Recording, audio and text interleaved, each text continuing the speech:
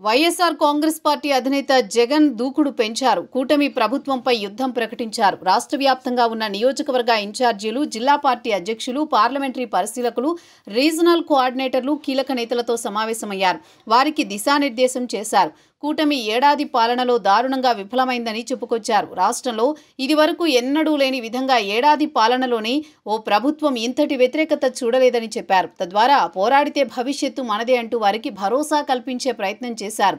ఒక పార్టీ అధినేతగా జగన్ సాహసమే చేస్తున్నారు. పార్టీ శ్రేణులను క్రియాశీలం చేసే పనిలో పడ్డారు. వారిని కార్యోన్ముఖులను చేస్తున్నారు. అయితే ఆయన ప్రయత్నం వర్కౌట్ అయితే మాత్రం వైసీపీ పార్టీకి తిరుగులేదు. 2024 సార్వత్రిక ఎన్నికల్లో వైసీపీకి దారుణ పరాజయం ఎదురైంది.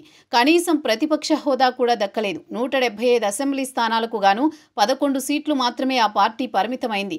ప్రజలు దారుణంగా ఆ పార్టీని తిరస్కరించారు. అయితే ఆ అవమాన భార నుంచి బయటపడేందుకే జగన్ ఇబ్బంది పడ్డారు. కానీ చాలా వేగంగా కోలుకున్నారు. ప్రజల మధ్యకు వచ్చారు. పార్టీని నిలబెట్టే ప్రయత్నం చేస్తున్నారు. వైసీపీ నేతలు పెద్ద ఎత్తున గుడ్ బై చెప్పారు. వారి స్థానంలో కొత్త వారిని నియమించారు. పార్టీని యాక్టివ్ చేసే పనిలో పడ్డారు. ఒక గాడిన పెట్టే ప్రయత్నం చేశారు. అయితే నేతలు ఒకవైపు రాజీనామా చేయడం, ఇంకోవైపు కేసులు చుట్టుముట్టడం, చాలా మంది సీనియర్లు మౌనం దాల్చడం వంటి కారణాలతో పార్టీలో ఒక రకమైన నిర్లిప్తత కనిపిస్తోంది. దూకుడు కలిగిన నేతలంతా జైలు పాలయ్యారు. కేసులను ఎదుర్కొంటున్నారు. మరికొందరు కేసులకు భయపడి అజ్ఞాతంలో గడుపుతున్నారు. దీంతో నియోజకవర్గాల్లో పార్టీని పట్టించుకునేవారు లేకుండా పోయారు. ఇప్పుడున్న పరిస్థితుల్లో పార్టీని నిలబెట్టడం ఒకవైపు, పార్టీ శ్రేణుల్లో ధైర్యం నింపడం మరోవైపు, వచ్చే ఎన్నికల నాటికి పార్టీని మరింత బలోపేతం చేయడం ఇంకోవైపు అన్నట్లు ప్రయత్నాల్లో ఉన్నారు. అయితే పార్టీ శ్రేణులు మాత్రం చాలా భయపడుతున్నారు.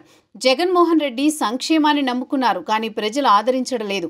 చంద్రబాబు రెట్టింపు సంక్షేమం అమలు చేస్తామని చెప్పారు. ఇప్పుడు ఒక్కో పథకం అమలు చేసే పనిలో పడ్డారు. అదే సమయంలో అభివృద్ధి పనులకు కూడా ప్రాధాన్యమిస్తున్నారు. అమరావతి రాజధానితో పాటు పోలవరం ప్రాజెక్టు పూర్తి చేయాలని సంకల్పించారు. ప్రభుత్వంపై మిశ్రమ స్పందన వస్తోంది. అయితే క్షేత్రస్థాయిలో ఎమ్మెల్యేల పనితీరుపై మాత్రం వ్యతిరేకత ఉంది. దానిని క్యాష్ చేసుకోవాలని చూస్తున్నారు జగన్.